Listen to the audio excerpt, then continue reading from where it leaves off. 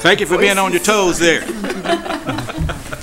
I have been advised by Mr. Waxler that the minutes are not ready today, so we'll pass on them, and we'll have 2 sets at the next meeting. Item number 2 is update on the CFO's collaboration on tax, debt bond, and other joint fiscal matters. Ms. Connolly Abram, Mr. Nellis, and Mr. Inu. And we're also joined by Mr. Ben Farrell from ACC. Okay, welcome. Oh, wow. That's great. It's Ed Danino. Oh, that's okay. Right. Yeah, I think so. Have you decided in what order you'll proceed?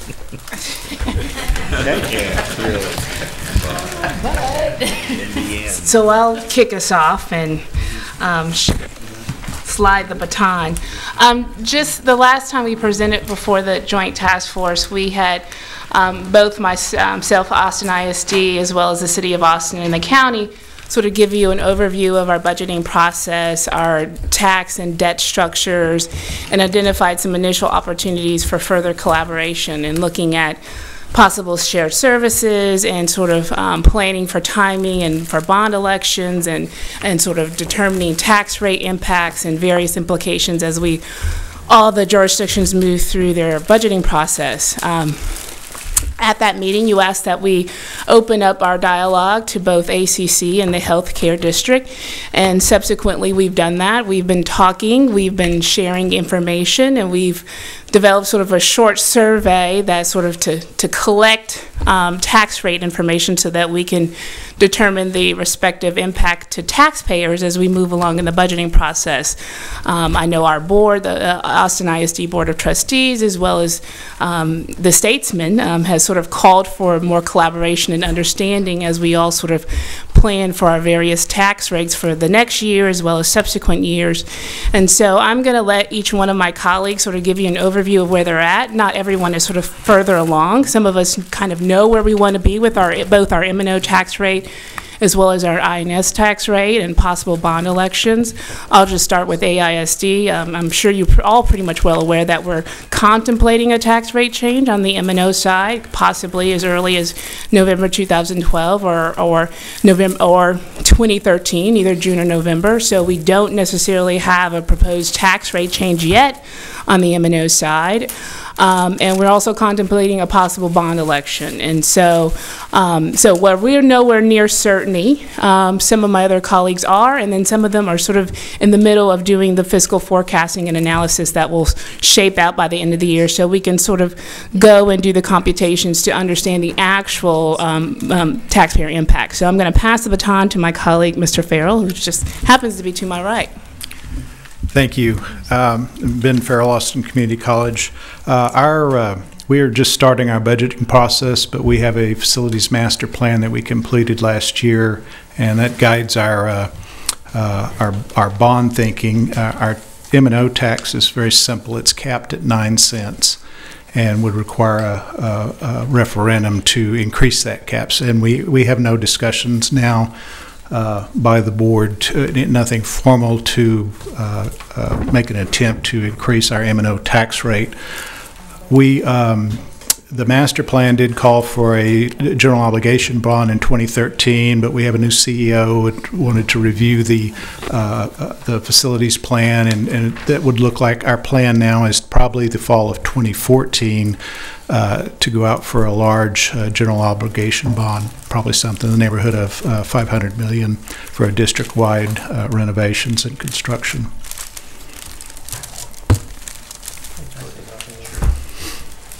I'm just going to pass. Am I on? I'm just going to pass around some information I wanted to leave you with. The City of Austin, Ed Vanino, by the way, budget officer with the City of Austin. The City of Austin is similarly at the very beginning of our budget process. In the middle of April, we'll be going before our City Council to provide them with a financial outlook for the next 5 years, and that's usually really the kickoff point for our budget process, where we have that discussion with them. So we're actively involved right now with our departments looking at their financial needs. We'll be presenting that information to the City Council beginning on April 18th. You can see we have 3 dates actually where we roll out that information. It's not until August 1st that we publish our proposed budget document, and that is when we would bring forward a tax rate proposal for City Council consideration. We have work sessions and public hearings throughout August, and then we're back before our City Council September 10th to adopt the budget and adopt the final tax rate. If you just flip to the next page, I just wanted to show you that property tax is a big, that's where our big piece of our general fund revenue comes from. It's about 40% of our revenue sources, so it's really critical to the city and how it operates. The next one is just to show you a little bit of history of where we've been with our tax rate and where we are currently. We have had tax rate increases in 2011 and in 2012, and you can see those on the bottom of that slide. Our tax rate in 2012 is 48.11 cents per $100 of taxable value. And you can see how that's split out between operations and maintenance and debt service, and then just an important tidbit that for each penny increase, that generates about $7.9 million of additional revenue. You may have heard that we have a, we're looking into a bond election in November of 2012, and I wanted to provide you some information about where we are in that bond election timeline. We're right now actively working with community meetings and our bond election advisory task force. We'll be continuing that work into April.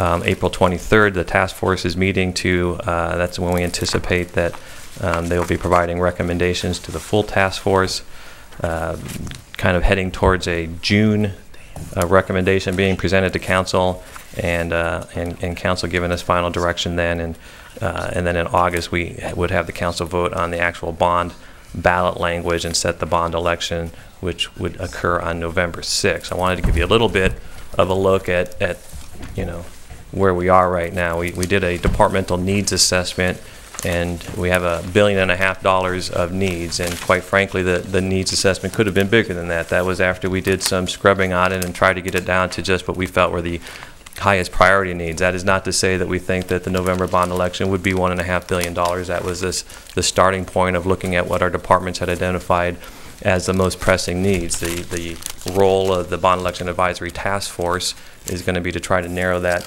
list down to a smaller number, but you can see kind of the categories of where those needs had been identified. And then the last thing I wanted to leave you with is just a little bit of information that we had provided to our city council earlier about the city's bond capacity. We looked at a couple scenarios. One would be keeping our debt service tax rate constant. One would be a 1 penny increase, a 2 penny increase, and a 3 penny increase. And you can kind of see the numbers that drives out with no increase in our current debt tax rate. Given what we are assuming for growth and assessed valuation, we feel we have capacity of about for a $385 million bond, all the way up to, if it was a 3 penny increase in that amount, enough for a $725 million bond. So that's a big part of our process, and it's still early in the process as well. And all of these things will be discussed a lot more as we go through April, May, June, all the way up to adopting the budget in September and a bond election in November. Leroy Nellis, Travis County Budget Director. Commissioners Court did set the FY13 guidelines for us in February. They allowed us to go 3% above the effective tax rate in our preliminary budget, which the Planning and Budget Office takes all the budget requests from each department on April 23rd, and we review and then make a recommendation within those general budget guidelines to the court in our preliminary budget that we filed the last week in July. The court then goes through markup the first week in September, in which they approve or disapprove the elements in the preliminary budget, add anything or subtract anything, and then essentially in that first week in September formally vote on the tax rate, which we then advertise and call for public hearings. We adopt our the court adopts the adopted budget the last Tuesday in September. Based upon those guidelines, where Travis County is currently at a total tax rate this year of $48.55, and it looks like under those guidelines it's going to be approximately $49.05 for FY13. The Travis County had a successful bond election in November 11. In that bond election, it included approximately $215 million worth of capital projects. Since then, the court has approved pass-through funding for roads that have needs for expansion. This pass-through, essentially, we build the roads, we issue the bond, the road bonds, and then basically what happens once the roads get completed, then the state, based upon usage, starts refunding some of those funds back to us. That was a total of $30.3 million. We generally issue about $20 million worth of certificates of obligation per year. That covers our heavy equipment. It covers the automobiles for the sheriff's deputies and other facility needs. Over a 7-year period, we kind of did the projection of our debt capacity based upon a 7-year bond election and an issuance over 7 years. The court did not have the bond committee really address facilities, but I can tell you that we did discuss with that committee the possibility of up to $400 million additional debt on some major facility projects that are in the planning stage now. So if you add those numbers I've just given you over the next 7 years, we would at least be somewhere around $785 million as far as total debt that I would see that might get authorized over a 7-year time frame. And that's pretty well. It does, we were right up front with our bond election committee when we did the presentations to them, and essentially said that worst case scenario was that the increase on the average homestead would go up about $38, and we had unanimous support based upon the projects that the committee recommended to the court to go forward with that, and the court did go forward and they did receive voter approval. So I think anytime you've got projections of population increase in this metro area of 85,000 for calendar year 12, it's like adding an additional city to this metro area every year, and it takes some infrastructure to do that. So if the city relies heavily on property tax, the county is seriously relying on property tax. We get about 68% of our general fund revenue out of property tax. Now, we did ask our advisory committee to come back at $150 million. Yes. And they came back at $215 million. Right. So the city of Austin, I guess, will give its task force $1.5 million. But have you asked the task force to come back with a target number, or do the best they can? We did set them off with a target of 200 to 400 million. Okay. But what I'm hearing back from the task force is there's a lot of frustration trying to stay under 400. So we'll see what happens with that. We had the same frustration, I can tell you personally, from meeting with our bond advisory committee. And the words that the Planning and Budget Office gave to our committee was, if you want the projects, you need to help support us with the tax rate. And they did. They went out and they got the support to get the increase, potential increase. Now, we are posted for an update on collaboration. so far we have done communication. So what is it that we hope to do in this item? Judge, I think, am I on? I think that the joint subcommittees at past meetings indicated a desire to want to have their respective staffs come together and talk about, well, first of all, share information to be certain that that was happening. And then there was the thought that there might be some collaboration that might occur either in the establishment of systems that would allow the joint subcommittees to look at the total impact on taxpayers and possibly even how to communicate effectively with taxpayers relative to the impact of it altogether, as opposed to just looking at it one at a time. So at this point in time, I think we would kick it back to the elected officials and others to give us some guidance as to what it is you might want to see.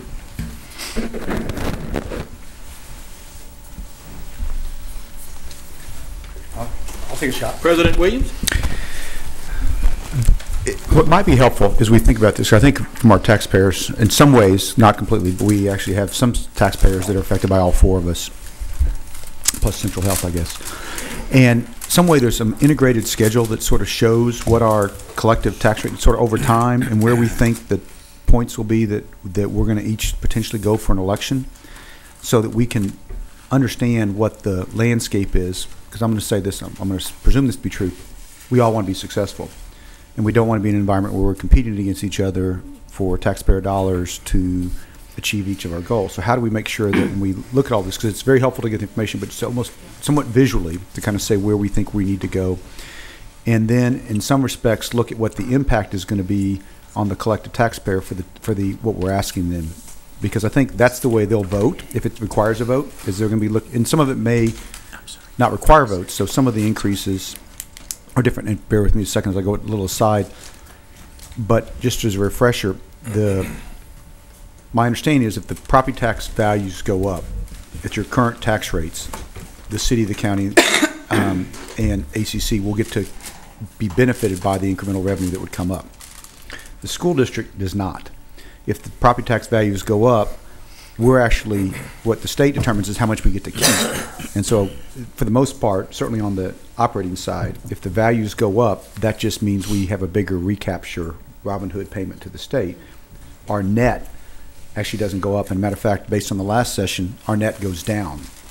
They've determined, we get to keep less this next upcoming year than we get to keep last year than the year before. And out of the next session, the expectation is it's probably going to continue that trend. So for us to have any additional operating dollars, we have to go to the voters. So there's this, in some respects, we can't raise rates in our world, and probably like ACC, without a voter approval. We don't get to keep any of the incremental property value, but to our taxpayers, they feel like they're paying more taxes. On the tax bill, it says Austin ISD. They see that rate, even if it stays the same, they see their property values going up in many cases, and they write a bigger check for which we get to keep none of that incremental money. Matter of fact, we, in some cases, are now keeping less of that money. So it's confusing, I think, to voters. So as we think about the messaging, and then as I believe this is true, but the city and the county, I think, can raise their rates a little bit. If you look at what the city's rates going up, I don't think that required an election to go up a little bit. You can go up to the rollback rate without an election. So our taxpayers, in some cases, are going to be absorbing an incremental tax burden, assuming the property value stays the same, without an election.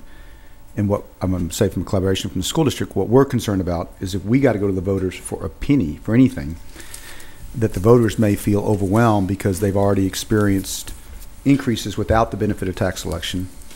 They also have bond elections coming. They have lots of stuff that they, what we want to avoid is we're the one they say no to because they can. Mm-hmm. And yet we know that we're dealing with something that everybody, I think we all appreciate. All of our things are important.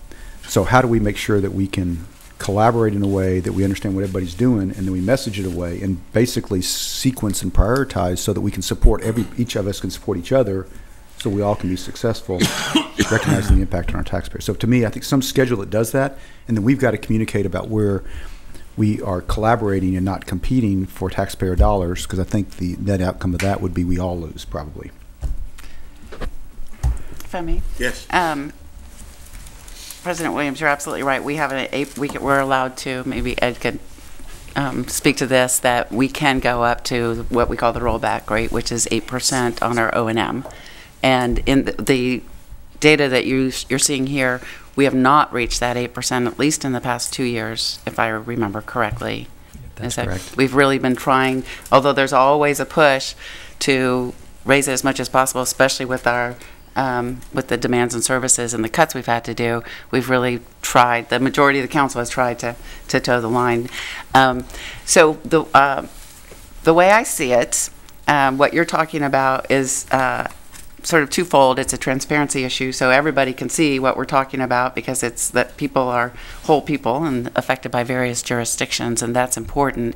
And one of the things we've been trying to do at the city is keep in mind the total increase burden, because you may have heard we've been talking about some rate increases in our utilities, and things like that. And I don't know if it would be possible to include that also, because we've really been trying to say this is how much more expensive, whether it's from a standard utility account or from increased property taxes or whatever. It's going to be how it's going to fit. So if we could, if it's not too complicated to fold that in, I think that's really important in terms of increasing transparency.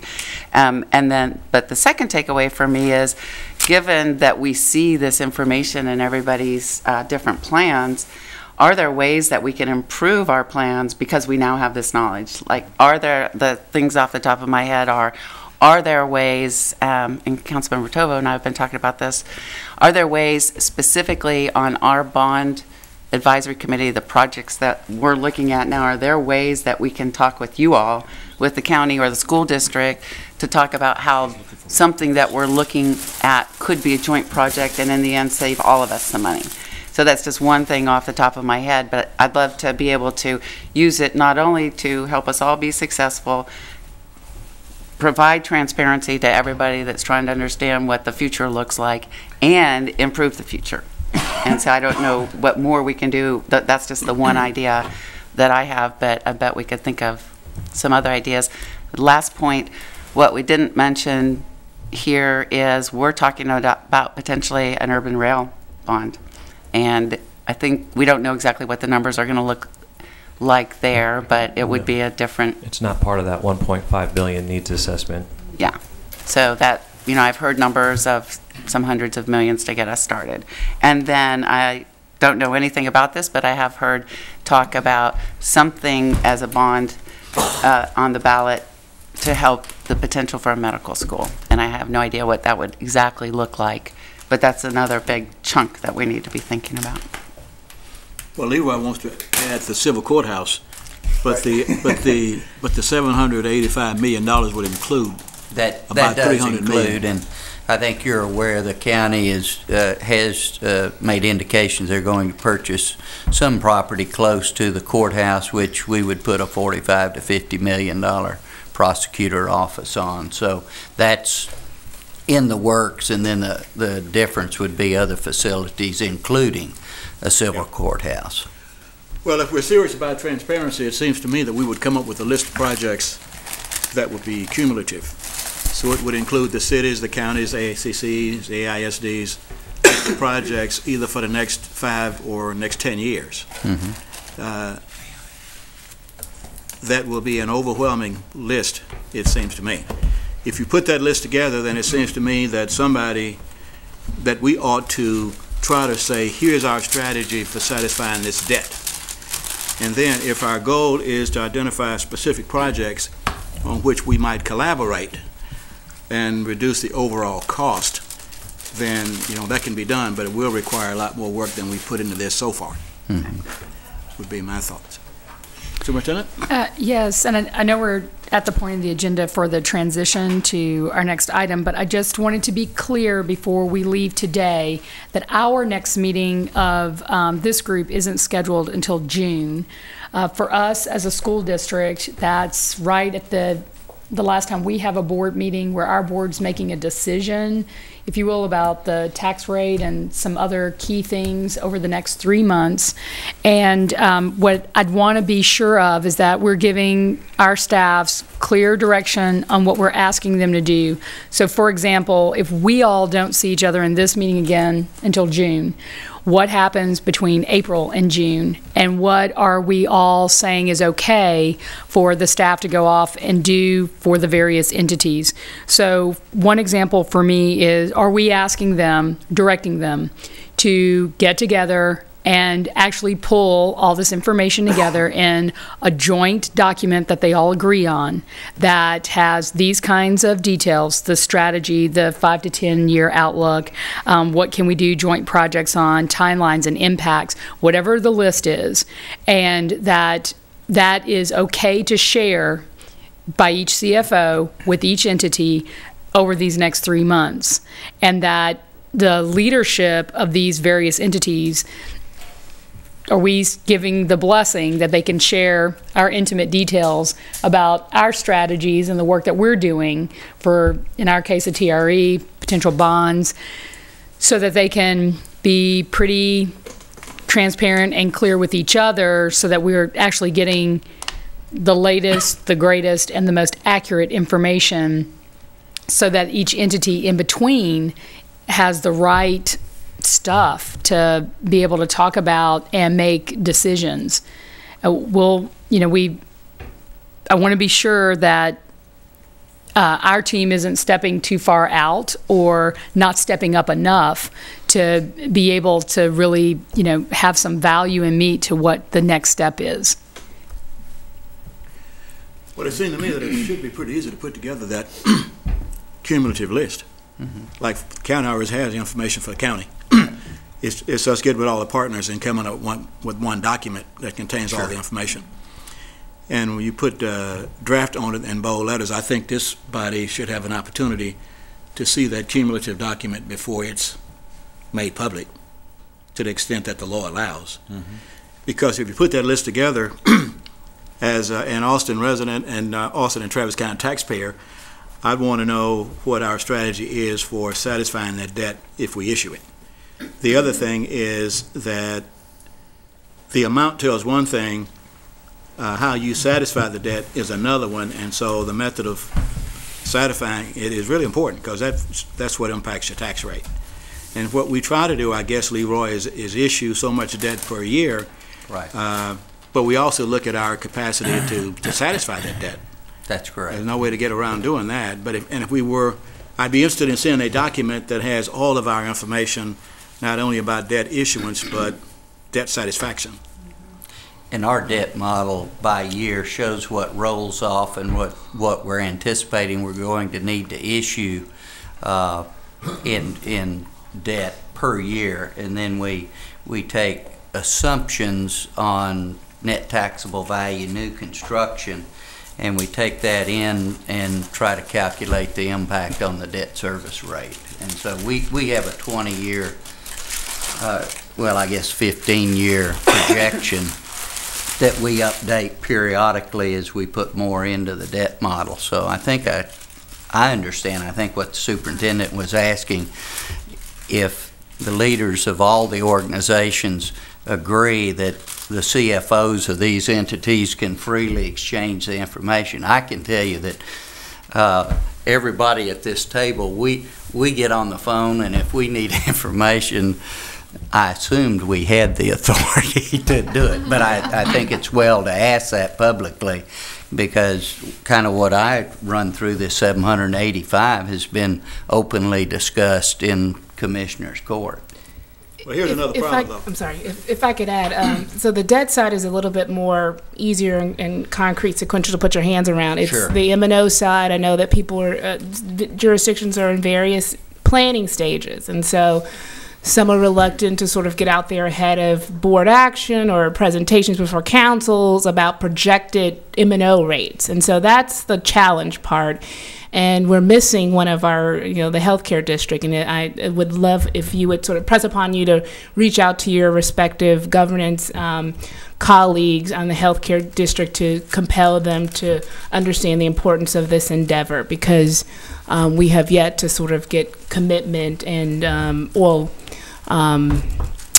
any sort of initial information to sort of help move along to have a more consolidated picture or more comprehensive picture.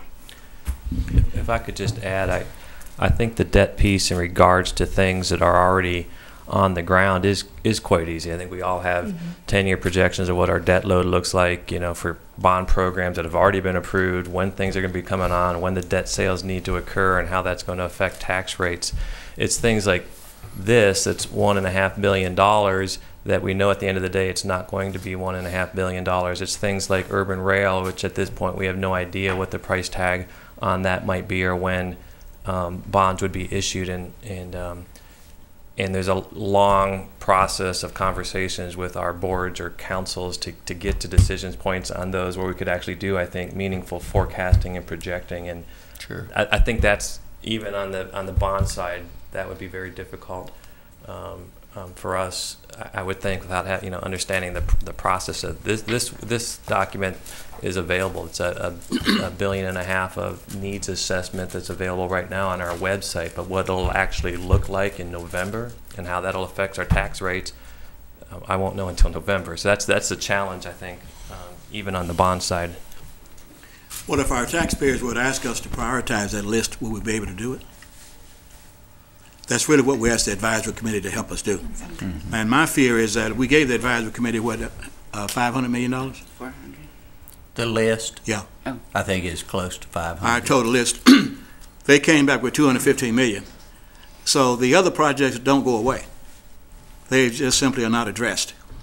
And what we would typically do is 7 years from the date this last task force worked, we would have another one engaged, and we'd give them a list, and my guess is 80 to 90% of that list would be projects left off of the list that we gave the task force a year ago. But I don't see any way around some effort to prioritize. When I look at our list, a lot of those we really could do without. It's just that we preferred not to. Plus, we thought our residents would want them. And so, whether we formally prioritize or not, we went through that exercise and concluded that of all these projects, these are the ones that we should go to voters on. Now, to be honest, they were throughout the county, because that's how you get your package passed. And I don't see a good strategy as going away from that, because you're trying to present to taxpayers something that they will approve of. But it seems to me that at least we ought to question our ability to prioritize per entity, and then maybe together.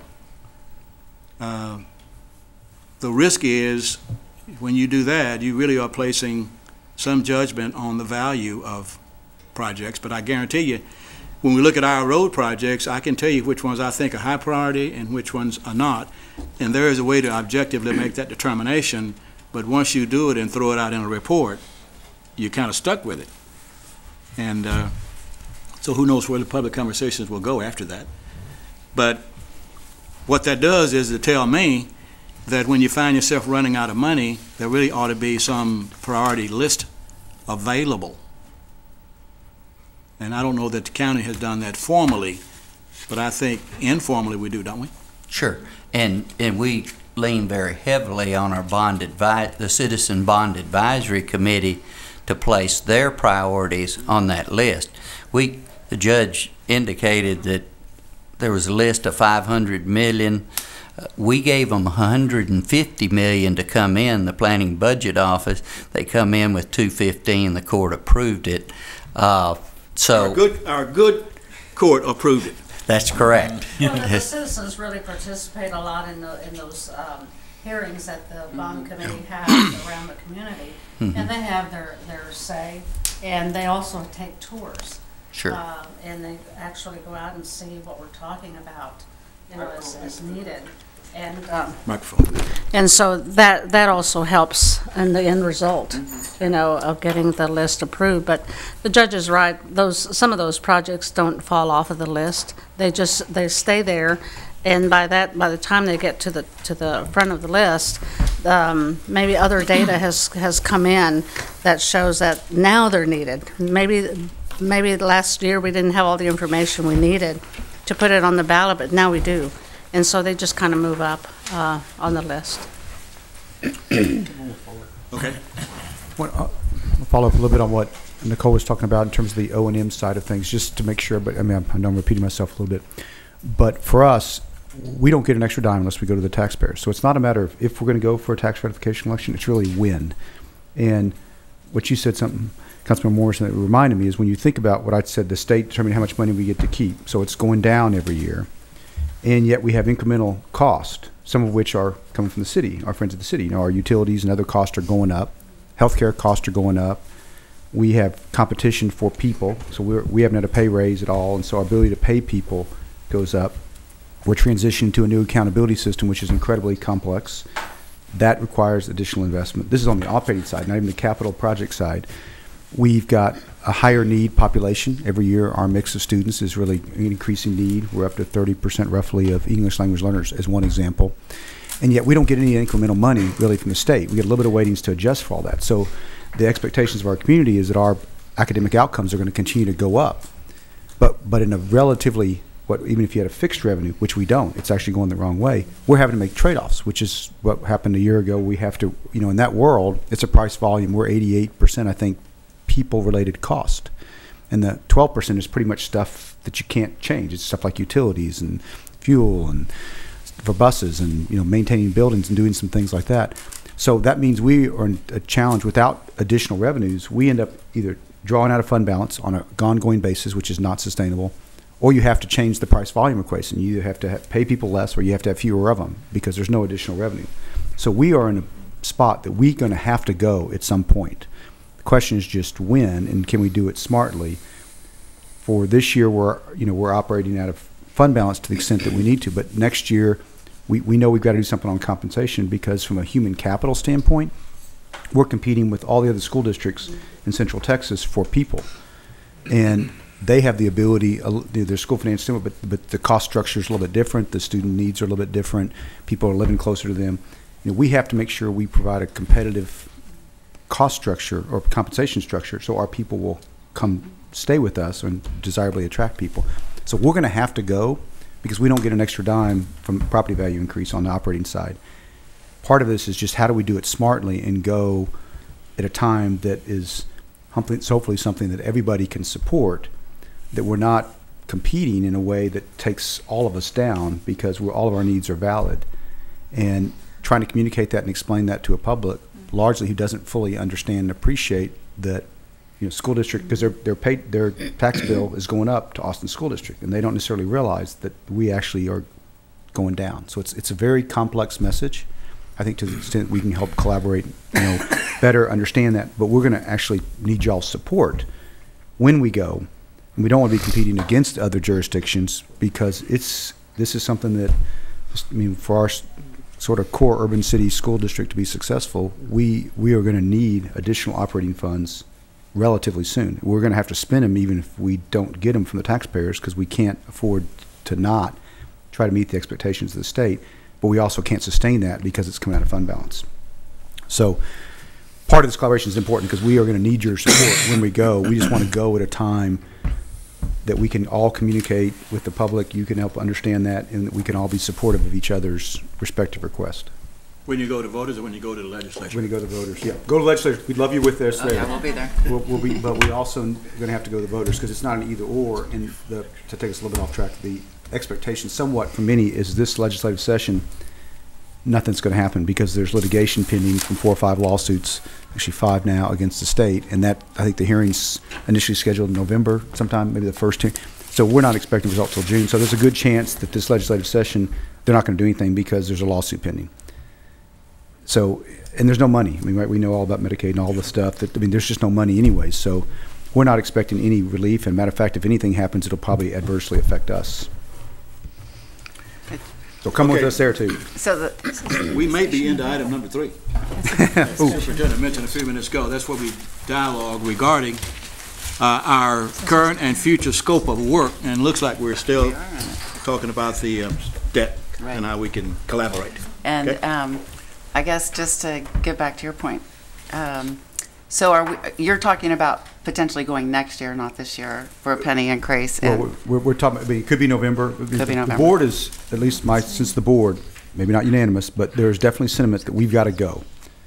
What Nicole started out with saying, does that mean November 12? Does that mean June Okay. 13 or November 13? But we are going to have to go. We just got to go when it makes most sense, and we don't want to go, obviously, and lose.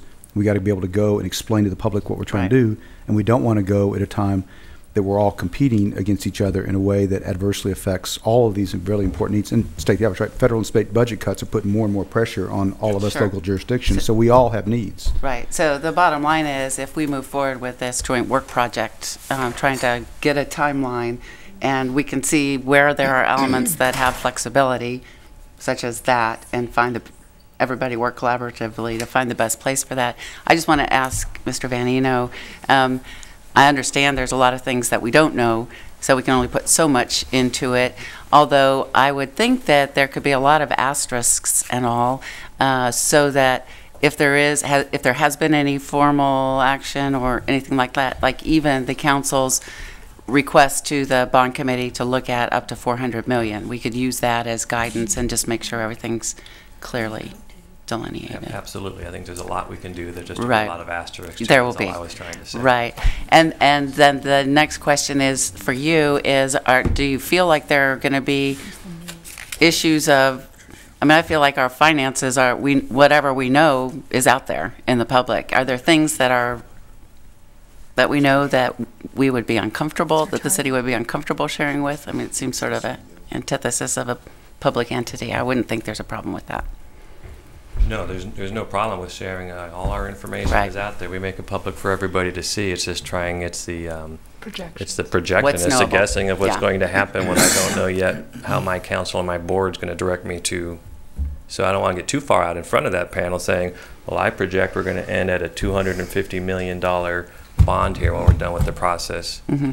And we may end up at 500, and I haven't heard anything from my board or council Sure. yet. So that's where it gets a little scary for staff to go out there projecting ahead of having had conversations with your board or council. Right. I certainly appreciate that. And so maybe it's just got to be doing whatever we can and see where the holes are.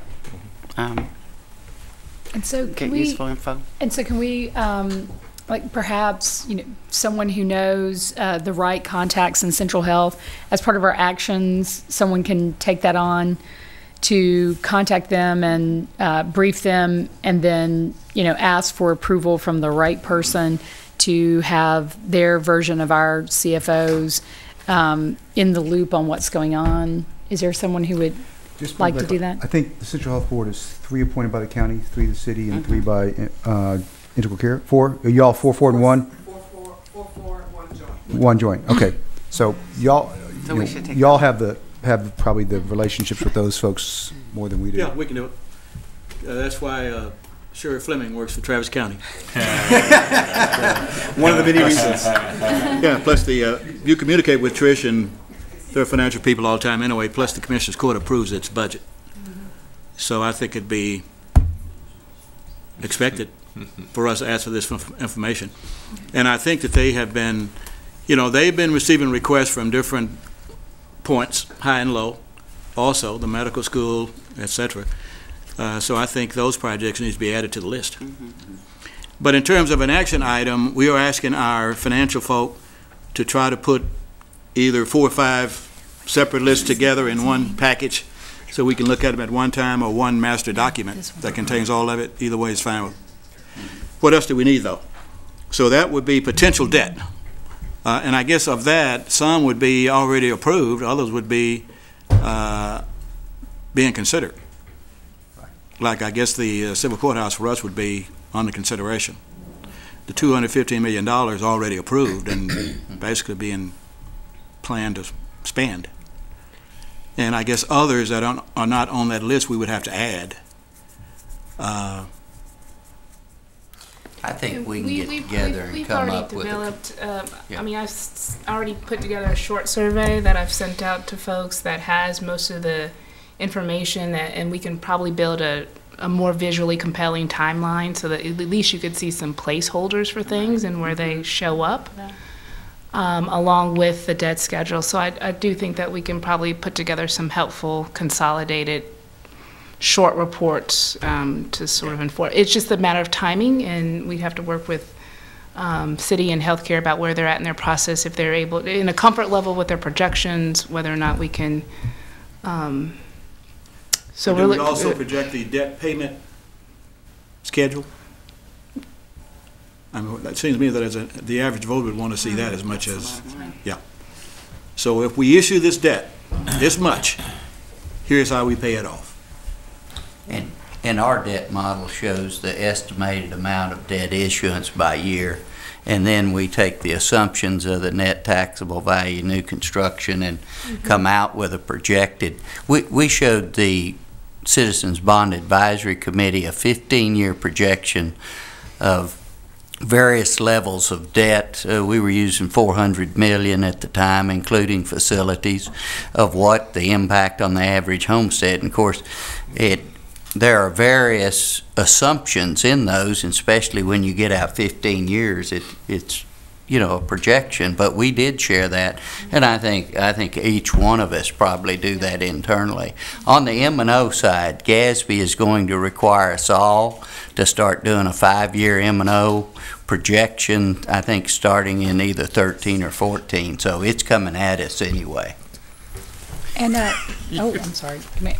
So, I do have one question, but I think it's more of a question for us and then your comfort level on this. I know my CFO. I think she's a rock star, and I think she proves it in our district over and over again. And y'all are sexy too. I just don't know you as well. But I know that my CFO is a rock star. And I would love to know collectively, and I'm going to just assume that Central Health is going to be there. So what would that be, 5 of you? What collectively, the 5 of you, when you see all this information and the various strategies and the impacts of November and the various, when you get this better looking timeline pulled together, and this might be a scary place, and it's okay if y'all think it's too creepy to go there, but I would love to know what your collective recommendation would be, or providing like 2 or 3 scenarios that we should noodle on how we might best go about this, knowing that there's lots of other politics and lots of other things that people are going to have to sort out from their different entities. But it's more of a question for us. Are y'all comfortable with that? I know my CFO does that for me all the time as I try to shape my own recommendations to my board. But since there's 5 of you, and if her performance is any indication of what like CFOs do as a norm, having 5 of you together to really kind of shape a way that we might seriously consider moving forward, although I'm sure it might ruffle feathers. Could we ask them to take a stab at that? But I know that's a pretty scary place to go if you're the ones creating it, and you don't want to rock the boat too much as you're trying to do your own day work. But I would love to see what the 5 of you think about how we might be able to do a better job. I think it would be exciting to see that. I think it might be a little bit less scary if each of them worked a little bit with their representatives on this committee first, to sort of shake out what they're thinking of saying. What do you think, Mr. Bandy? Would that be acceptable to you for you all to check in with the mayor and I? I'm not sure about this, but I'm actually thinking Leroy might be a little bit more of a country star than a rock star. I don't know.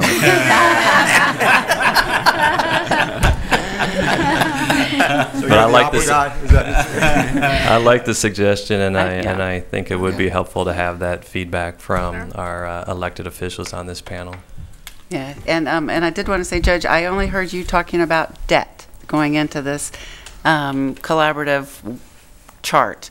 And I think that, I know we don't know what the tax rate changes are going to be for O&M, but we know that there's going to be some. And I wonder if there's some way that we can at least put placeholders in them, because if we're trying to get a bottom line impact on the median homeowner in town or something like that, that's going to be what's understandable, is the impact there, and it needs to have the increases in O&M tax rates. And if you all, looking at the scenario, if you all going for a penny increase. That's what I had in mind when I said payment of that debt, meaning the hit on the average taxpayer. And I would suggest, I mean, all of us can go back and look at the last 5 years. I can tell you what the court has authorized us to do on the M&O side. It's 3% above the effective tax rate. I know that historically we all can look, the ones that have discretion, City of Austin, go back and look at what the council did the last 5 years and project it into the future. It's an assumption, but it's the best we have. So I think we can do that. Yeah, but if y'all think of something else that makes more sense, just let us know. Try to abandon the pride of authorship, I guess. You know how we enjoy rejecting recommendations. That may be unique to the court. One thing I think is just, I'm going to sort of a little bit different place, which is, obviously we have the base tax rates where they are today. We know that there's some increases that will come because of some debt we're going to issue. Helpful for us to understand where people may be going in terms of tax rate increases up to rollback rate. I'm going to presume and make a statement. The county and the city are not anticipating going above rollback rate on O&M side, are you? I mean, so you're not looking at a tax election there. No. So I think the elections, the things we go to the voters, that at least right now that we have a reason to, I believe, is the bond for the city. And then the question is, it's an uncertainty about urban rail, or how much is that separate, or it's going to be there. For us, we're going to have an INS increase, O&M increase at some point. We're going to have a bond at some point, but it's probably going to be before. The question is, with ACC doing 2014, if the county is going to be 4, 5, 6 years out from where we are today, right, and the city does theirs next year. We're going to have one sometime in between. I'm just not sure, and there's a little bit of sequencing, and then we don't know exactly what Central Health's going to do. But I think we already know that there's two things for sure that we're talking to go to the voters relatively near term. One will be an O&M increase for us in the city's bond, and then Central Health, to the extent that they need to go out. And then there's going to be other increases that, because of whether it's up to the rollback rate, that the city and the county, the taxpayer, is going to absorb. So I think to the extent that we can even sort of that, so as you layer these kind of things, that we can look at the things that are going to go up. Without elections, those things are going to go up. That we need elections, and where the election, because at some point, what I think the voters are going to feel all those things, whether they have an election or not. City rate goes up, electric utility rates go up. So at some point, they're going to feel those, but they don't have a voice on those per se. I mean, other than citizens, but they don't vote. What I want to make sure is that their frustration level doesn't get too high, that then when they do vote, which is us, because the only O&M increase we get is the vote, is that we've worked well enough together that they can understand, and hopefully we have the support to say that they're willing to say, yes, we understand that there's tremendous needs in the school district, whenever that right time is. But those are the two that I know for sure are going to happen. City's likely to bond this year. We're going to go O&M at some point within the next year and a half, and then the others are a little bit more uncertain. But then we'll probably have a bond at some point, and ACC will have a bond, and those are the next two things coming up. Would that be sort of what? And we just don't know what Central Health's going to do. Which is Central Health, which could be 12 or 13. So I just need confirmation. Okay. Well, if we do the civil courthouse, it may need to be added to that list. I mean, voters may have to approve that. That would be 2 or 3 years from now, in my guess. Councilmember? As we move forward with this, I wanted to just throw out something that I've heard citizens ask for, and that is some kind of public meeting where they get to talk about the different elections all at once. And so, depending on this process and what it looks like, we might consider doing that, some kind of joint meeting where we talk with the public about the different increases and the different options. And really appreciate that comment. We, in my last district, we used to do that. It would be the mayor and the entire city council, the county, you know, all the commissioners, the superintendent with the whole school board. And it was once a year, and we all, you know, went to the public at the same time and allowed people to talk to us about the impacts and, you know, provide some more qualitative information about what's really happening and how it actually applies in the lives of our citizenry. So it's a tall order. You know, it's something that when you commit to it, everybody needs to be prepared to be present, and spend a reasonable amount of time giving the public a chance to talk us through that with a quality mediator, and and it's very telling, it's very sobering about the things that we're doing that impact our family's lives. So I would welcome that, and while I don't speak for the board as the superintendent, I would be in happy participation in something of that sort. Good, thank you. And what kind of timing did you use? When were those held, and when were they held? There was it was like whatever, like the third Thursday of the third month of the whatever year. I mean, it was just sort of a policy, a piece that it was clear and any guidance. I think it was, I'd have to go back and look, but I could probably call my former Christy Rome and get the details on how it all was laid out. But it was, every year people could depend on it, and we're available. We made ourselves available to do that.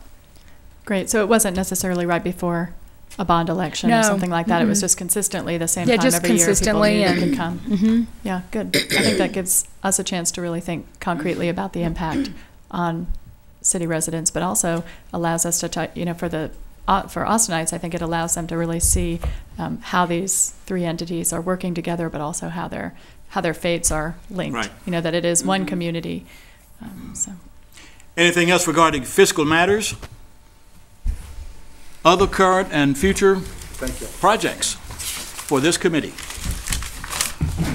Isn't that one big enough? That one might put us in our graves. I'll stick to that one and do it well. There is that. Judge, I can kick it off. Bert Lundredos, Assistant City Manager with the City of Austin. We provided you it should be in your packet, it's called a status of various initiatives overseen by the Joint Subcommittee of the City, School, and the County. And I will say there were a couple that we because we've been involved with a lot of different things, there were a couple that we want to make sure that we point out to you in addition to that.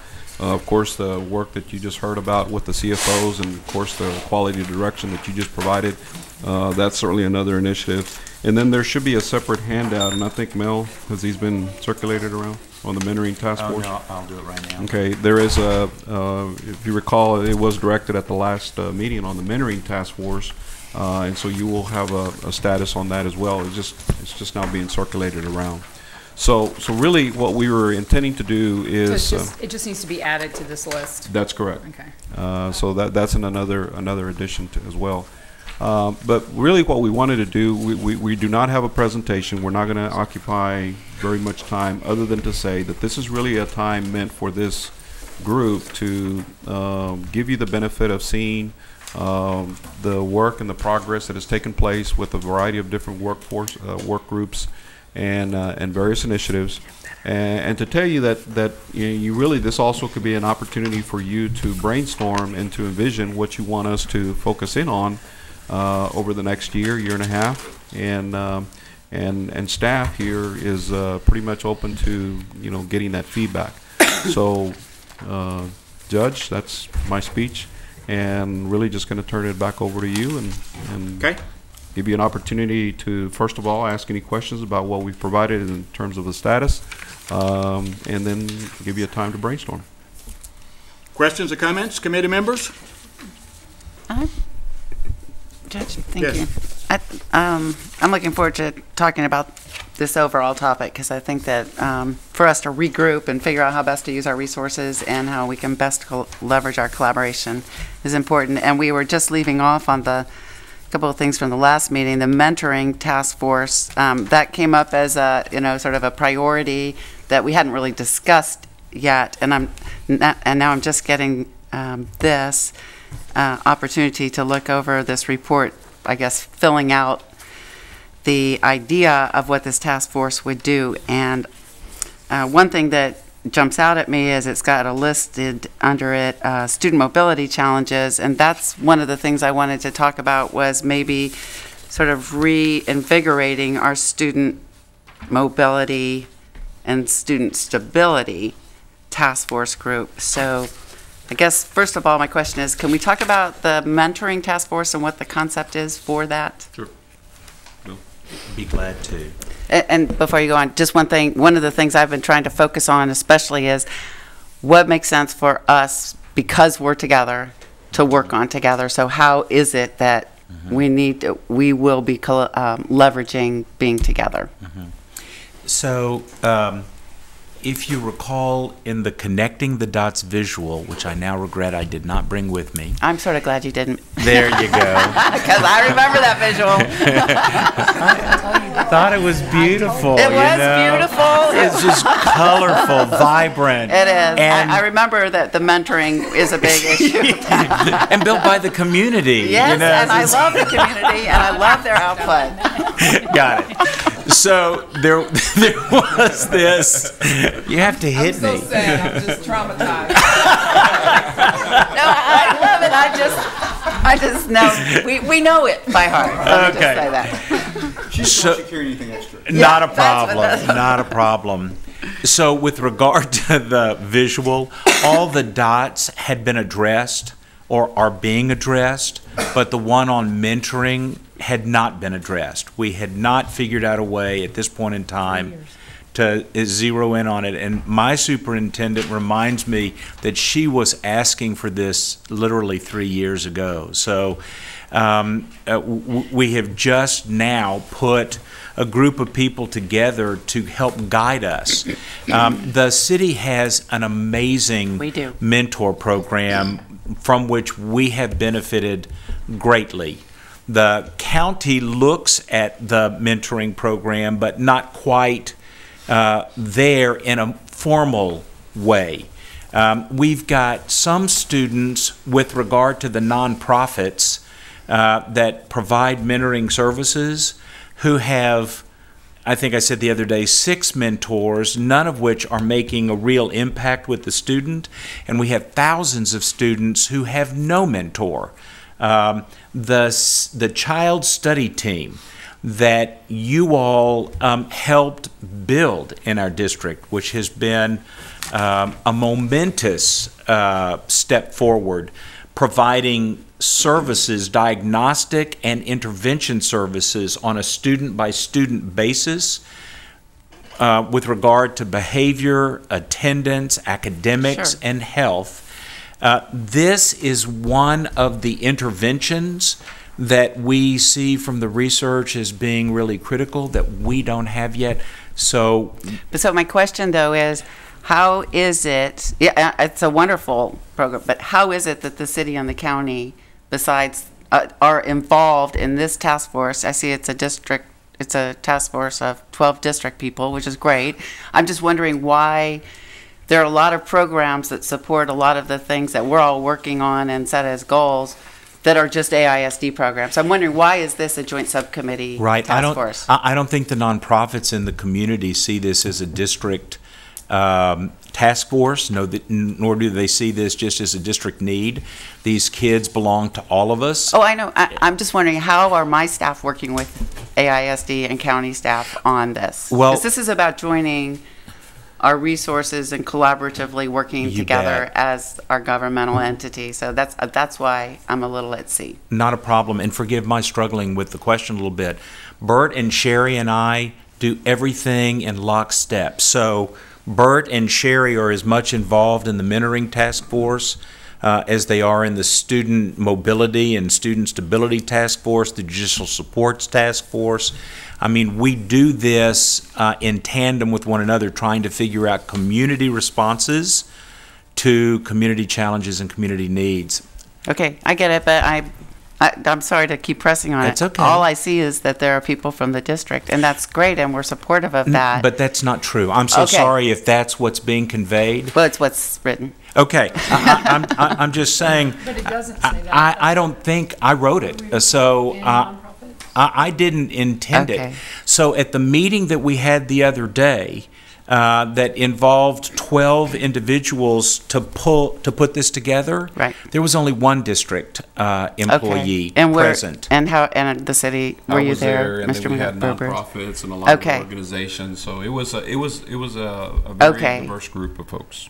All right, good. And I'm sorry to, No, no, it was no. just that I'm just trying to understand. I want to, because there are a lot of demands, as the superintendent just said, maybe the last project we just came up with on fiscal collaboration is enough. No, I hear you loud Yeah, and clear. so I just wanna The make bottom sure line that on we're- this is, council member, the district can't do this by itself. Desperate need, we can't do it. Absolutely. Can't do it by ourselves. And the city, I think it's one of the pieces of pride in the city government of having a strong mentoring program and support through our city government of mentoring, because Yeah. it's obviously a huge investment that's needed. Appreciate your questions. Okay, thank you. So we were very precisely told that we were the model, so they wanted us there at the meeting. I see. No, I say that, jokingly, but we are very interested in this, and I think we wanted to make sure and help trying to see what we could do to coordinate, like I said, like the example that Mel gave about the various assignments to mentors to really try to make a much more meaningful impact to the kids. Great. So is this before us because we think that it should be part of our work plan for the next 12 months, and we ought to try to increase the number of mentors available? Yes, sir. At the last meeting, we understood that the joint subcommittees had blessed this as an activity for the future. And so we moved forward on that basis, and yes, we need to coordinate amongst us, and we need to create this structure. Again, you see the group propose the following charge for the task force. When I walked in the room, I just had a line or two with regard to a possible charge.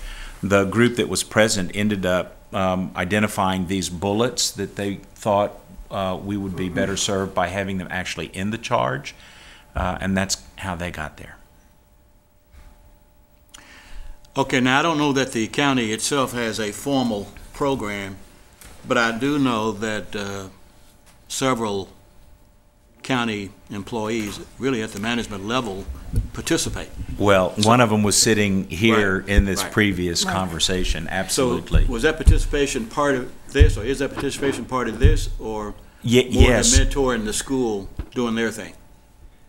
Okay, see what I'm saying? I'm not sure. Should we try to funnel those efforts through this, or just basically bless what they're doing where they're doing it? No, I'm hoping that we're going to be funneling some, is she's talking specifically about the county, Ms. Yes, Fleming? and Okay. I think if I hear you, Judge, is trying to figure out how we better align so that, if the city has a great program, what can we do with our program, for example, to maybe implement some of what appears to be best practice things that the city has done. For example, I think you all have policy that identifies how much time staff can be away from work, so that it's a sanctioned opportunity to be away from work a certain amount of time to be, for a mentoring experience. And so that would be one of the things that we don't have, but we could figure out how the city implemented such a policy and recommended to the court for consideration. So I think the objective would be, at least among the three entities, would be to figure out how we can at least get in lockstep on how we approach mentoring, because I think the overarching charge that we continue to hear is that we can't ask the community or other folks to do things that we ourselves are not doing. And so I think that's been our overarching charge as we move through a lot of these projects. Interesting. All right, so I guess at the county, should we make some effort to identify those mentoring already and see under what mentoring structure they are working? That would be very helpful. And just so you know, Sherry and Bert and I will get together with regard to those who have volunteered for service on this task force, and those that just need to be asked.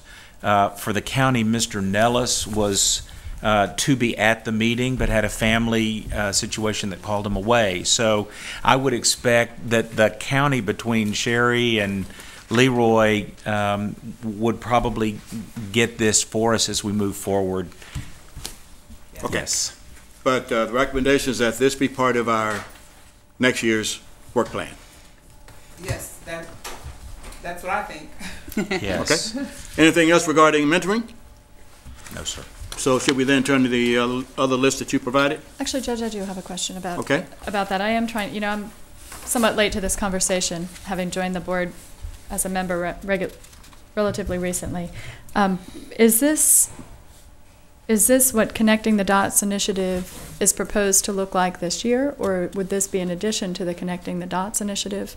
How does this, and maybe it is appropriate now to turn to the list and help to understand, all of these look really critical, and I think the challenge that I'm hearing is that, certain of the groups are less active than they have been because of the staffing challenges. So I just want to be clear on which work groups we would have moving forward, and I have a few to suggest here today, so I want to get a sense of what time we're asking of our staff. So if you could, Mr. Wexler, help us understand how mentoring could fit into the Connecting the Dots initiative, whether it's in addition to or is in substance. So when we talk about the Connecting the Dots initiative, the development of the child study team in the ECST was the foundation in the first year. We've done that. The district is, at this point in time, working with its partners to refine it, but the foundation has been laid in large part thanks to this body. The Judicial Supports Task Force, the Workforce Task Force, the Affordable Housing and Student Mobility Task Force, the Literacy Campaign, all of these were task forces that came out of the recommendations of the 2010 community meeting, and the Judicial Supports Task Force has been 2010 Connecting the Dots community meeting, September 2010, right? And these came out of that meeting. Well, just to be clear, I think they came out of the task forces at the city and the county, and in fact, I've got the resolution here because I wanted to read from it. In 2009, the joint subcommittee passed a resolution and identified a few clear areas of priority, and I hope that that's a kind of conversation we'll have today. What are our clear priorities for the next year? But the student stability was one area. But just to be clear, that all came out of the Connecting the Dots. No. Yes. I'm just saying, when we brought this to the joint subcommittees in 2010, September of 2010, we brought about 100 people together to identify what became known as Connecting the Dots. So the first priority was the foundation that we just talked about, child study team. Then there were 4, I believe, task forces that the community members had recommended be part of this initiative. One of them was student stability, and Susan Millay was there at the time. She chairs that. Another one was the workforce development, which really was a focus on how to eliminate the Sophie's choice that a lot of our kids face between leaving school and earning a paycheck to take home to family or going to school. There was an academic rigor and relevance task force that morphed into the literacy campaign piece. And I guess then the Judicial Supports Task Force, which actually completed its work, and now, of course, the focus needs to be, I think, on implementation. But all of those were part and parcel of the Connecting the Dots. And in the next year, when they came back together in 2011, September of 2011, there were another list of specific needs that that group identified.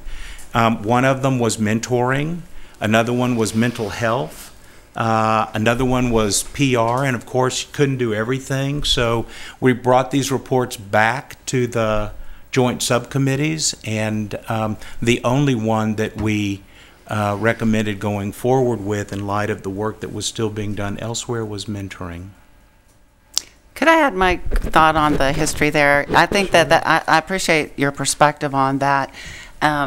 I have a different perspective, and I think that the idea of, you know, connecting the dots and trying to pull everything together and look at it and work with the community is very important. And so one perspective I hear is that that now drives everything. The other perspective that really is more how I see how we're working is that, number one, in 2008 and 2009, this committee decided to take a look at those two reports, the communities and neighborhood, communities, the least sayable committee name ever, and from the AISD and then the school district. And I think actually both Board Member Schneider and Councilmember Tovo were on together on some of those. And we looked at the overlaps, and we all three passed a resolution that said we want to look at student mobility, we want to look at an educational impact statement, multi-use facilities, and I believe we added the Truancy Plus. Truancy Plus. And after school. And after school. Okay, so we jointly decided. The joint work then did come, there was an outcome of the staffs working together that came to be connecting the dots that became other things. And I will say that in terms of the Judicial Supports Task Force, it's my understanding that that came from, you know, it was probably discussed at this conference. It was also came from some folks coming and talking to council members, and I said, hey, this would be a great place that the joint subcommittees would be for it. So I just want to make sure that we keep, you know, open about how we drive this committee. I have something a little different that I want to throw out there, and I appreciate the work of the conference that you're talking about and the summit, but we do have to make choices, and I want to make sure we get all our choices out there on the table. Truancy Plus became connecting the dots. Okay. Yeah. So that's one connection I see. But I really don't disagree, because there were a lot of other influences on these things that you described, and I am in complete agreement with that perspective. Great. I'm sorry, Councilmember Tovo, I took... No, that's okay. So I'd like to talk a little bit about student stability. I had the opportunity to meet with a few members of that committee this week, and also with Mr. Lumbreras, and I think we have a few committee members here today. And I want to be sure that that is a group that's going forward. And just to cycle back to a little bit to the discussion we were just having, in reviewing the joint resolution, which again came out of those two committees, the joint committee that year, it was a goal of both of those groups, the AISD, CCNS, and the Families and Children, that the joint subcommittee really become the body that advances these key areas of overlap. And so the priorities were, as Councilmember Morrison said, to develop the EIS, and that has happened, to really look for ways to promote joint use, and I hope we can talk about how we might activate a work group that would take that issue on, develop a student stability group, and then the other ones that we've talked about. So the student stability group, I think, is really critical to keep moving forward, and I hope we can, as Councilmember Morrison said, reinvigorate that. They've done some great work on the technology piece, but I think there is still work to be done there in terms of further developing and implementing some strategies, some models in this community to really impact that grave and critical problem. So I just wanted to hear from Mr. Lumbreras and Mr. Wexler about whether that can happen with staff, whether we have staff resources that can keep that moving forward. We definitely think that that is a critical area, and we will continue to dedicate the staff resources to continue to make that happen, because you're exactly right. I think the work that they're doing now is really only a beginning. There's still a lot more work that needs to happen, and we definitely see that as a critical issue to move forward. Good, and it's so linked to some of the other initiatives. We do have an educational impact assessment now for Austin. We're in the process of making it work for some of the other districts as well, but we don't yet have a good plan for how the entities will use that information. If you find out, for example, that 100 students are going to be displaced by a particular development and that project goes on through the process and is moving forward, how do we then respond to that challenge? What is the next step? Who gets involved? What partners in the community and what resources can be brought to bear? So that's just one example of the kind of analytical process work they might help us with. In complete agreement. Good. So the Affordable Housing and Student Mobility Task Force is the same as the Student Stability? Yes. I think at some point they It's changed one and the same. their name. Yes, we see that as the same, Judge. Okay. Did you want to talk about judicial supports? I do have the question about judicial supports. So we had finally made some great progress on that, and we were going to hear, I guess, at the last meeting, but they got bumped off the agenda. And now, do we have, so the update that I've just gotten and I'm trying to read, I'm just concerned that we really get moving on that because we had made some decisions. I'm seeing, I want to make sure that we don't lose this, that 3 entities continue to explore how best to implement the recommendations, particularly the funding of the pilot study. Reconvening of the task force is being coordinated. Could we talk a little bit about what is the status of the funding issue? I thought that wasn't going to be an issue. I can clear that up, Councilmember. The funding is not an issue, and we probably needed to characterize this differently. The city has committed the funding for the 1 or 2 staff that we would dedicate to the overall initiative. And what we mentioned in the report when it was presented was we've already identified the funding source. I've been working with Chief McDonald and his staff. He's the one that's kind of been taking the lead on this, and the funding is not a problem. So we'll commit to doing that for, let's say, for the next year. What we would then expect is that whenever that gets implemented for the year, that we would come back and carefully assess and see the successes and what has worked, what has not worked, and then come back with a plan as to how we could sustain that over the long haul. So what we're committing is a funding for what I would envision as a sort of like a pilot project, so to speak, and then evaluate it and then come back with some more concrete recommendations after that year. So I thought that's where we were at our last meeting. So my question is, what are our next steps so that we'll get progress on this? Sherry, you want me to?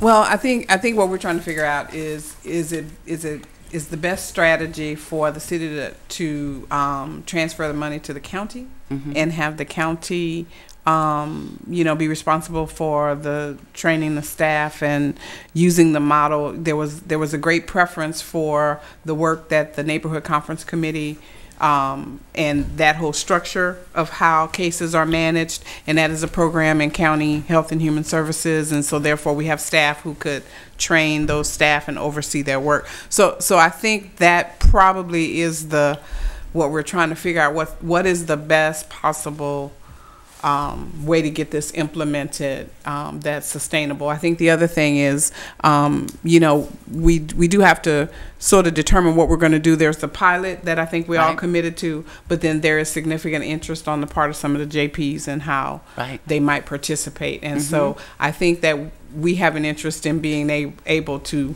be very specific with them about what's going to happen first, second, and so forth. And I'm excited. I think that we got to a really good place in that with the pilot program, and we actually had funding, which is a very special situation in this day and age. And so what can we do to help you move forward? Because I don't know, I know people are overworked and lots of things on the table, but I think that it's important that we do move forward since we have this great opportunity. Well, I can tell you, council member, that I have been in communication with Judge Sines, and he was hoping to get the players back together this week, and unfortunately that did not happen. So I think we're trying to work in concert with Judge Sines and make sure he's involved as decisions are made. We'll make sure, and I'll make sure and follow back up with Chief McDonald's office, because I know that his office was setting that meeting up. I'll touch base with him today, and I'll be happy to give you all a status report on that. But I do know that they are planning that meeting, and there was going to be some further discussion about some other strategies, some other ideas that some of the members of the task force had in conjunction with this. Sherry has indicated, as well as Mel, that they definitely want to be in on the discussion.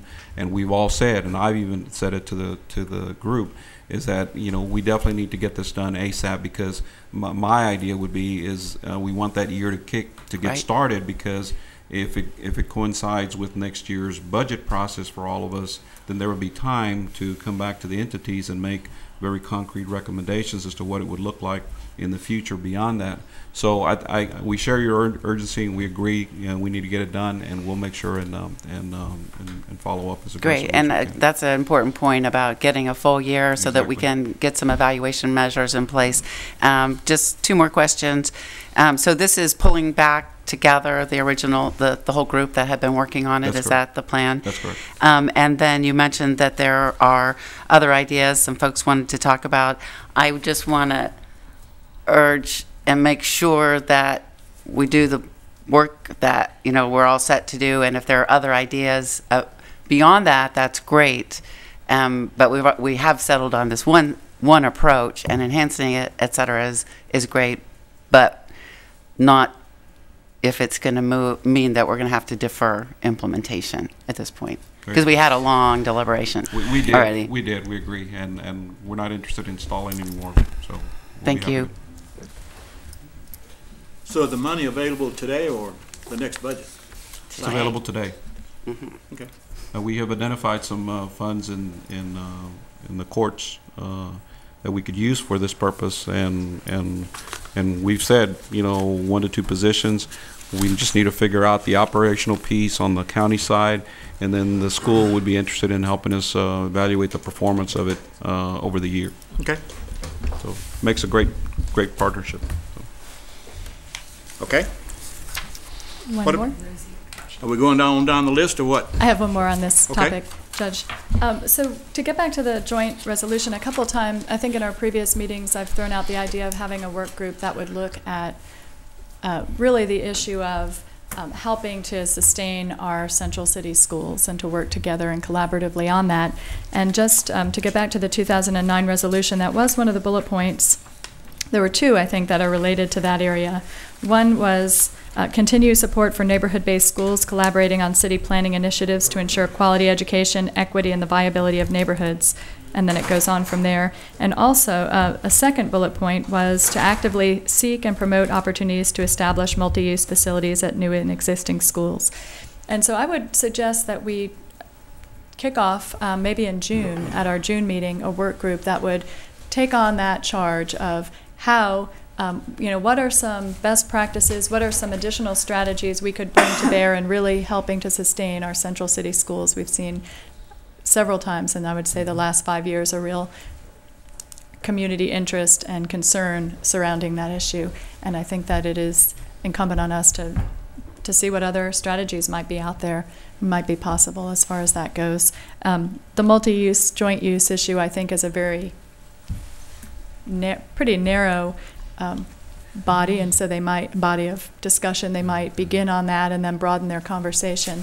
But we have some good examples of joint use opportunities, and I think they would be well served to look at what has worked well about them. Anecdotally, I sometimes hear concerns about maintenance issues, security issues, things like that, but to really get a sense of what has worked well in our community, what has presented challenges, what are challenges moving forward as we look at that as a strategy for working more collaboratively together around facility issues, but then really to, again, broaden that discussion to what are some other possible collaborations, what are some policy suggestions that might help us make an impact on central city school enrollment and the very related problem of families and children moving out of our central city.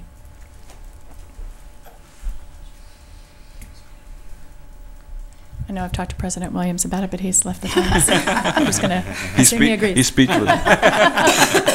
So again, I would throw that out. I would, maybe we can think about what kind of membership, if that's of interest to this body, in moving forward with a work group on that topic. I would suggest that we think about what the membership might look like.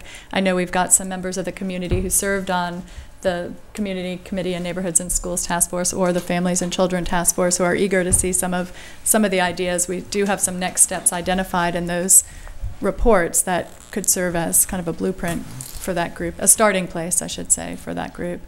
So we do have some good people out there who are already thinking about this issue, who I think might serve well. When the issue first came up, there were some ideas that came up. Where, I mean, I remember sort of some things that were discussed as things that could be improved on. Was there a list kept? Did somebody keep a list? Well, I do know that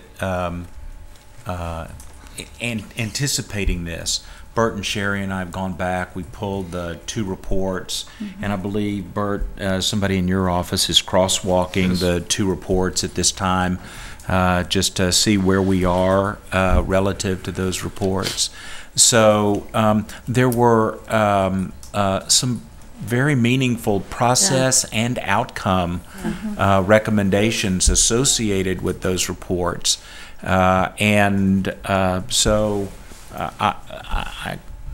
don't think that the school generated by AISD and shared. Well, interestingly enough, one of the reports, the Neighborhoods and Schools report, was an AISD lead. AISD took the lead on that one, but the Children and Families Task Force was a city. City took the lead on that one. Yeah. Okay. So it might be necessary to look at those reports again and see what was done. Maybe they need to be picked up and carried on to the next step. Yes, ma'am. Exactly, and I think that's Yes, ma'am. exactly right. I think we've got there might even be some carryover membership, but I think those reports will give some good starting places. And I will say, some of the recommendations have already been implemented. The Student Stability Initiative came directly from that body of work.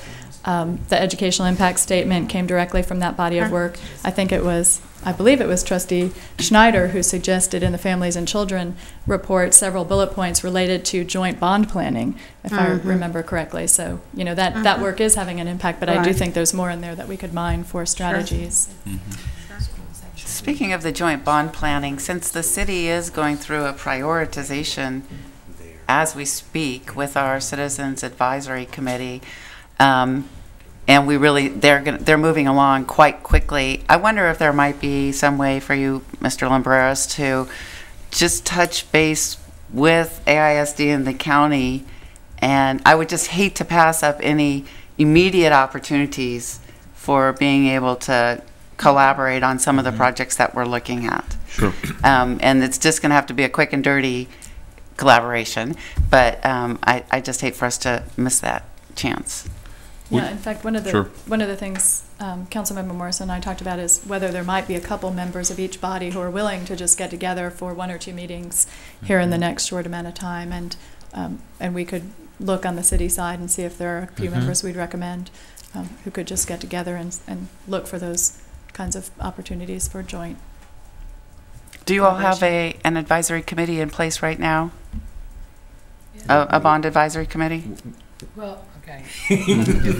Oh, sorry. Is there something you'd like to tell us?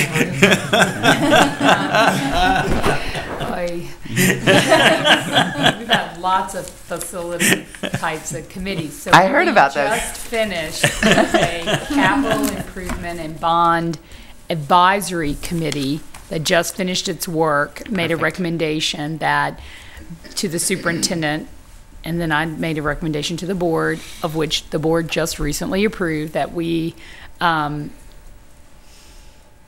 get the word right, create the CBAC. So that's the Citizens Bond Advisory Committee.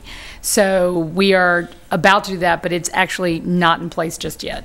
So I wonder, I'm thinking of the folks that I know on our advisory committee. There are some that are particularly attuned to this whole issue of joint use and collaboration. If we could ask a couple, and they're have rolled up their sleeves and are very familiar with that $1.5 billion worth of projects.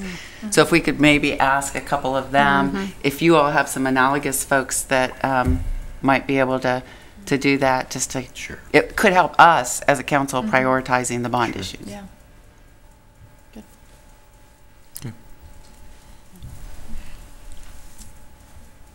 So if we wanted to see these two reports, who would we contact? You want copies of the report, sir? Yeah, unless I we can received send them them to already. you. I can send them to you electronically. Okay, that would help. But actually, I think, Sherry, you might have the hard copies, maybe. Well, I've got them on my desktop. Not. Yeah, we can- Okay. Yeah, we can just attach them to an email and send them out to y'all. Okay. Okay. Thank you. And once you finish that cross checking between the two to see where we are, if you could, if it's available before our next meeting, so that we can go through it. We should have it ready by then. Perfect. And just to be clear, I mean, since that report, we've done a lot of work around facilities.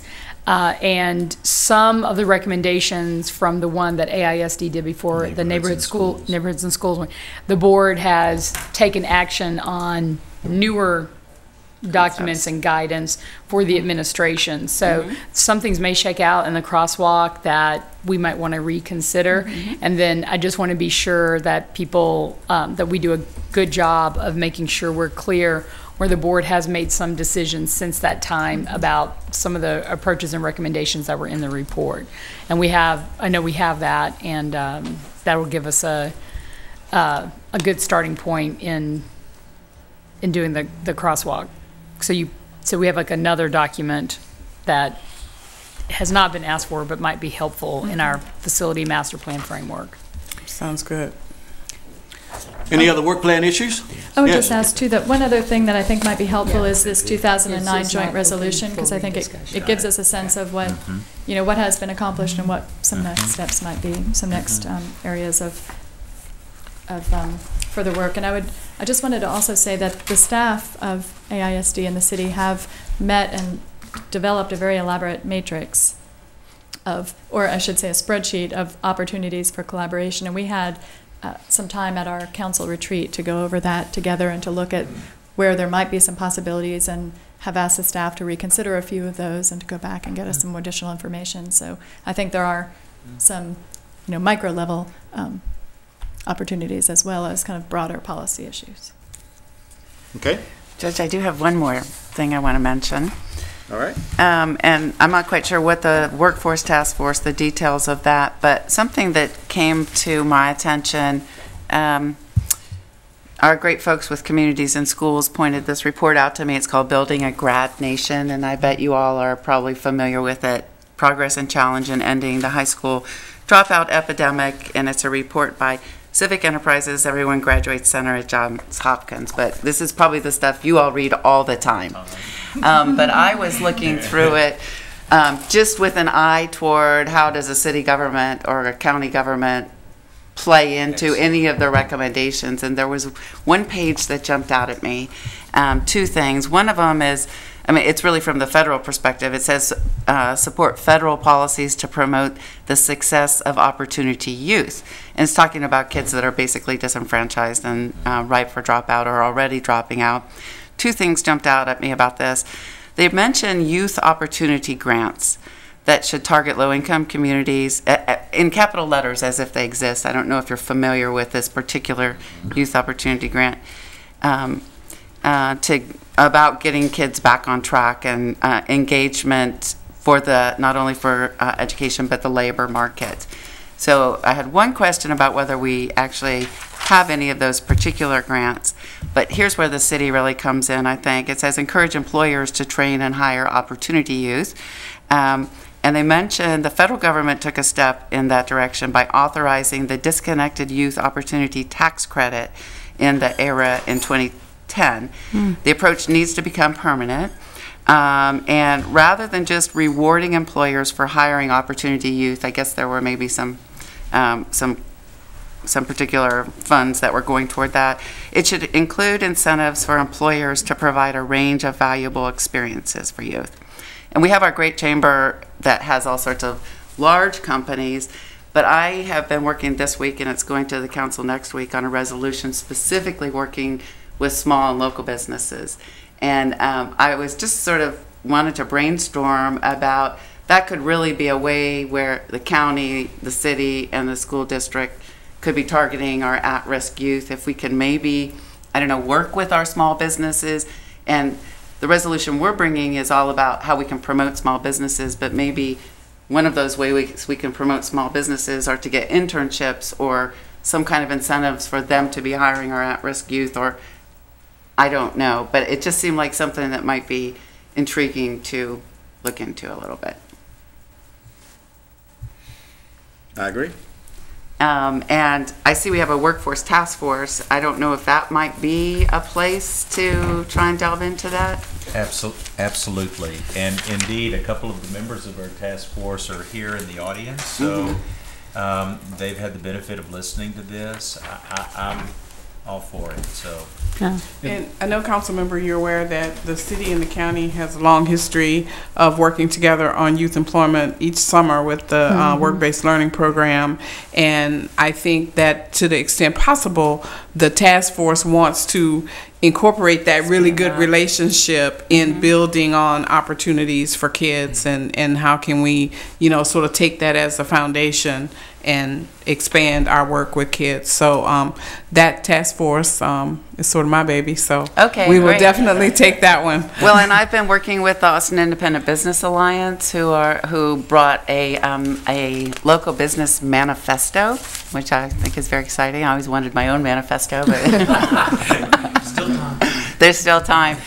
And so we're really looking at ways in the city, we're going to be looking at ways in the city where we can help them grow and thrive, and it just seems like a great parallel discussion to be having with them, so maybe we can connect on that. Be very excited to have it. All right, yes, great. Thank you.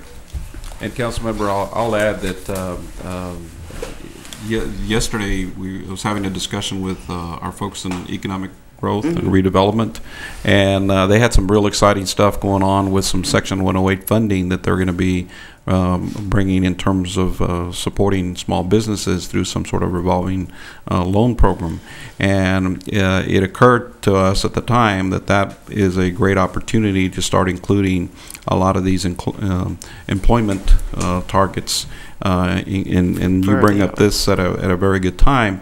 So what I'm going to do is I'm going to include those staff to be involved directly in this group, so they can, because they already have the idea and the concept. And as a matter of fact, I think they've even had a model that they work with. As a matter of fact, Kevin Johns. So I was excited to hear that, and the idea that I had is that they should be very directly involved with this group, and I think it would fit very nicely with what you just talked about. Great. The recommendation under the Literacy Coalition, literacy campaign item, says the city and county are trying to amend our interlocal to provide city funding through the county. Is that? That's correct, sir. And so what's the status of that? Is that the moving? status is the document, I think, is in city. So we should have. Is it like kind of legal when it goes in the black hole and kind of disappears? Which means, Judge, I may have to practice law, so I'll. No, we'll follow up. So yeah, we didn't want to rush into this, so we're about to take a year, right? I believe so. I'm not sure. I would like to think not, Judge, but far be it for me to disagree with you. Well, my understanding, the work has been going on. I think we're trying to work out the funding piece from the city. So the initiative is moving forward. We just got to work our piece from the funding part. Okay. Anything else under current or future work efforts by this subcommittee? I have one question I'd like to kind of retouch on if I can, which is the educational impact statement. Yes, sir. I agree with Ms. Toto's earlier comments on it, but there's a concern that I have in that there seems to be a disconnect between data that should be coming out of this with demographic projections and what actually goes on the ground as it was. So I know the last time I asked about this particular issue, the thresholds were so low that I don't think it actually generated anything at all. I don't know whether that's changed or how that's changed, but if we could get some kind of update as to where things stand and how that's being tied into the demographic projections that the city and the county uses, school district as well, I'd certainly appreciate that. I believe you're right. I think this week on our council agenda we'll have the first project that's coming forward that actually triggered that threshold. So I think most projects have not, and there have been some projects, as I mentioned, in other school districts, within the city limits and other school districts that are really quite dense and potentially may generate a lot of students but didn't require an EIS. But I think those are very good follow-up points. There's a big chamber luncheon on Monday Yes, regarding the alignment of education and real jobs. yes, sir, Mr. Member. But this is really more about education and related data. The educational impact statement is really looking at how a zoning change might impact the student population within that area. So in the case where a zoning change would, for example, result in a loss of affordable housing, and you might lose a certain number of students from, it estimates kind of what number of students might be lost from that surrounding school. Or the other side of that coin, which I think is equally problematic for the school system, which is where you might have a major development proposed that could result in 100 or more students. And so the intent is to have that factor into the decisions that are made when zoning cases are being considered, but also make sure that there's good communication between the school district and our city planners, that they're exchanging information and then using it to make good planning decisions. Judge, in my part of the world, it's the growth of, and particularly the cumulative effect of multi-small projects or projects that fall below the threshold of this particular statement. Okay. It's one of the issues that I'm concerned about. So. Okay. Members, anything else under item number 3? Yes, sir. We just went, and I apologize to step out, but back to something Councilman Tovar was saying as I left about the center city schools. Because I think this idea of educational impact, we had a census, we can see where things are going, we see where trends are in the community, and there's this perception, you see a lot of development, a lot of housing going up, lots of people moving into Center City or to East Austin or downtown, but there's not kids. Right. And so how do we understand, because that has an impact on schools, and we have data that sort of tells us what's happening, but we don't necessarily understand collectively the educational impact until later. And then we end up with a school that's way under enrolled, or in some parts of town schools that are significantly over capacity. And sort of the third variable is we have schools where there's not necessarily new development, no housing, and we have lots more kids showing up because the density is changing. So I think as we integrate educational impact, planning, zoning, and census demographic trends, it's helpful to understand what we think all this is doing. I think our demographers talk, but it's sort of on a once-a-year big planning. But the reality is where we're dealing with now, we need almost ongoing conversations to understand what the trends are. And we have a great starting point because we have the 2010 census about where at least we think things are. Last thing, I apologize, you have said this, is that as you guys think about each of these items, and I'm trying to maybe going back to something Councilmember Morrison said about what, the mobility, the mentoring task force, is really kind of what's the expectation or for the joint subcommittee's role on these things. Are we going to be in sort of an FY, we're just keeping you posted, make sure that you guys got your support? Is there something that you're looking for direction? So you ask, we need you to go, maybe not give money, but just tell people that we want them to go do that. Are we looking for funding? Is there some level of action we're looking for, or is it a prioritization? When it's all said and done, there's too many things on the plate, there's not enough staff capacity to do it all, so we need you to help sequence and prioritize which ones we're going to slow down, which ones because we're going to speed something up. But just as you kind of think about this, is what is the if there's an ask per se, and if there's no ask, then effectively it's an FYI kind of thing. We're just letting you know where we stand. And so I hope the joint subcommittees understands the validity and the seriousness that your imprimatur brings in the very front end on the work that community is doing. So that in and of itself is really important. And then as the community works through these issues, obviously there will be some measure of information sharing back with you, but most often there are these points at which we don't know whether to turn left or to turn right, and we come back here to seek your guidance on what to do. And I would just add that I hope that, I personally hope that the direction is that we find ways to do business differently and more efficiently together. And so I think that that marching order carries through in everything that we've been doing over the last few years. And so we certainly hear that and are making sure that our actions reflect it. So should you see that they are not, please let us know. And I didn't say, but thank you all for all the work you've done, because I know you three plus many extended staff members and community members that are here are doing a tremendous amount of work. So thank you for all the work you're doing and will be doing, because this will never stop, really. And so I wonder if it might be good just to summarize the discussion we've had in terms of priorities for the year. It sounds like the event, most of the task forces on here are moving forward and have additional work to be done. I heard a suggestion that there be a mentoring task force, and then I made a suggestion that in June, we nail down membership for something like a schools and neighborhoods work group.